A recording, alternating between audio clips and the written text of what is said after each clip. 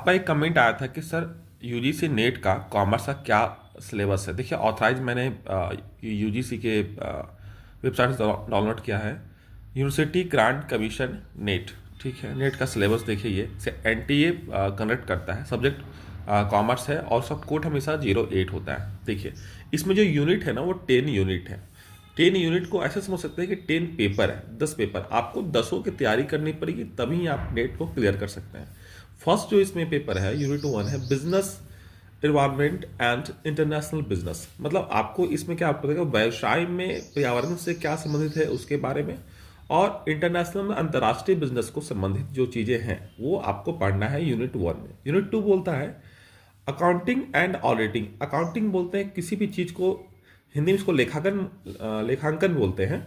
तो किसी चीज़ को रिकॉर्ड करना सीरियल वाइज या उसको ऑथराइज तरीके से, और ऑडिट मतलब उसकी जांच करना, वो दोनों चीज़ें पढ़नी पड़ती है यूनिट 2 में। यूनिट 3 है बिजनेस इकोनॉमिक्स। इकोनॉमिक्स आपका जानते हैं अर्थ के बारे में है, अर्थव्यवस्था के बारे में, अर्थशास्त्र के बारे में है।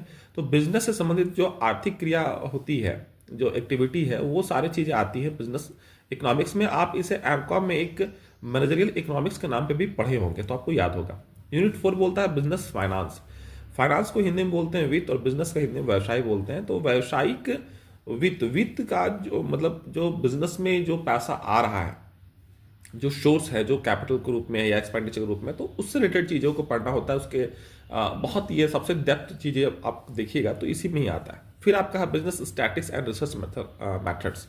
ये आपके स्टैटिक्स को हिंदी में सांख्यिकी बोलते हैं। तो सांख्यिकी और रिसर्च मैथड, देखिए सांख्यिकी की बहुत डेप्थ में, जैसे कि मीन, मीडियम, मोड वगैरह बहुत तमाम चीज़ें पढ़ती है, तो बहुत प्रैक्टिकल क्वेश्चन नहीं आता, आप थ्योरेटिकल भी कर सकते हैं। और मेन इसका रिसर्च मैथड्स को देखिएगा, रिसर्च मैथड से ज़्यादा प्रश्न आते रहे। यूनिट 6 बोलता है business management and human resource management. Business management व्यवसाय में किस प्रकार से प्रबंध किया जाएगा उसके बारे में है, और ह्यूमन रिसोर्स मैनेजमेंट मतलब मानव का कैसा प्रबंध में उपयोग होगा, वो कैसा करेगा, उन चीज़ों को, तमाम चीज़ों को देखते हैं business management and human resource management में।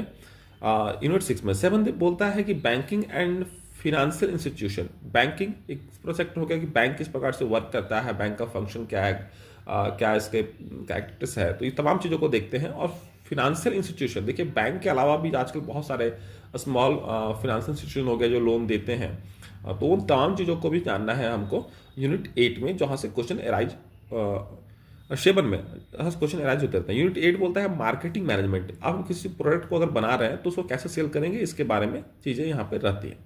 9 है लीगल एस्पेक्ट एंड बिजनेस, और 10 बोलता है income tax and corporate tax planning. तो देखिए 9 जो है लीगल एस्पेक्ट,